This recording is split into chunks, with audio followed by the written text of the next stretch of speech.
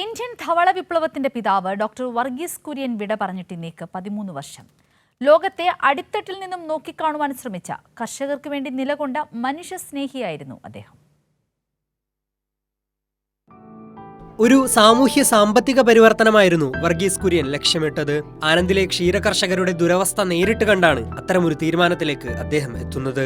ക്ഷീരകർഷകരെ സംഘടിപ്പിച്ച് സഹകരണ പ്രസ്ഥാനം തുടങ്ങുമ്പോൾ അദ്ദേഹം ലക്ഷ്യം വെച്ചതും കർഷകർക്ക് ലഭിക്കേണ്ട ന്യായമായ ലാഭം ഉറപ്പാക്കുക എന്നുള്ളതായിരുന്നു. അവിടെ നിന്നാണ് അമുൽ എന്ന ആനന്ദ് മിൽക്ക് യൂണിയൻ ലിമിറ്റഡിന്റെ തുടക്കം. ഇന്ന് ലോകത്തിലെ തന്നെ ഏറ്റവും വലിയ ക്ഷീര ഉൽപാദന സംഘമാണ് അമുൽ.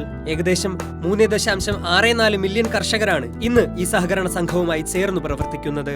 അമുലിന്റെയും വർഗീസ് കുര്യന്റെയും വിജയത്തിനു പിന്നിലെ പ്രധാന കാരണം അവർ ലക്ഷ്യം വെച്ചത് സ്വകാര്യ ലാഭം വർദ്ധിപ്പിക്കുക എന്നതായിരുന്നില്ല, മറിച്ച് ക്ഷീര വ്യവസായത്തിലൂടെ അടിസ്ഥാന കർഷക സമൂഹത്തിന്റെ ജീവിത നിലവാരം മെച്ചപ്പെടുത്തുക എന്നതായിരുന്നു. ഇന്ത്യയിലെ വ്യവസായ സ്ഥാപനങ്ങളുടെ സാമൂഹ്യ ഉത്തരവാദിത്വത്തെ പറ്റിയുള്ള ചർച്ചകൾ ആരംഭിക്കുന്നത് പോലും അമുലിന് ശേഷമാണ്.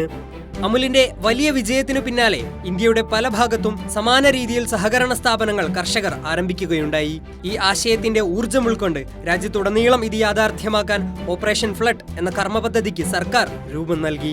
അതിന്റെ ചുക്കാൻ പിടിച്ചതും വർഗീസ് കുര്യൻ തന്നെയായിരുന്നു. പിൽക്കാലത്ത് ഇന്ത്യയിൽ ധവള വിപ്ലവം തന്നെ സാധ്യമാക്കി തീർത്ത, ലോകത്തെ ഏറ്റവും വലിയ ക്ഷീരോത്പാദന രാഷ്ട്രമാക്കി ഇന്ത്യയെ മാറ്റിത്തീർത്ത ആ കോഴിക്കോടുകാരന് ഏറെ ആദരവോടെ നാം ഒരു വിളിപ്പേര് നൽകി, the milk man of India.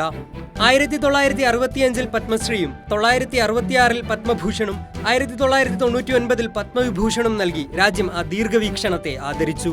എന്നാൽ 2004 ഗുജറാത്തിൽ അധികാരത്തിലേറിയ മോദി സർക്കാരിന്റെ നയങ്ങൾ അത്രയും സഹകരണ പ്രസ്ഥാനങ്ങളെ തകർക്കുന്നതിനു വേണ്ടിയുള്ളതായിരുന്നു. അത്തരം ശ്രമങ്ങളെ ഏറ്റവും ശക്തമായി എതിർത്ത വർഗീസ് കുര്യൻ ഭരണകൂടത്തിന്റെ കണ്ണിലെ കരടായി തീർന്നു. കർഷകർക്കായി നിലകൊണ്ട മനുഷ്യനെ കോർപ്പറേറ്റുകൾക്ക് വേണ്ടി തള്ളിപ്പറഞ്ഞ ഭരണകൂടം ഒടുവിൽ അദ്ദേഹം തന്നെ സ്ഥാപിച്ച ഗുജറാത്ത് കോപ്പറേറ്റീവ് മിൽക്ക് മാർക്കറ്റിംഗ് ഫെഡറേഷനിൽ നിന്നും പടിയടച്ചു.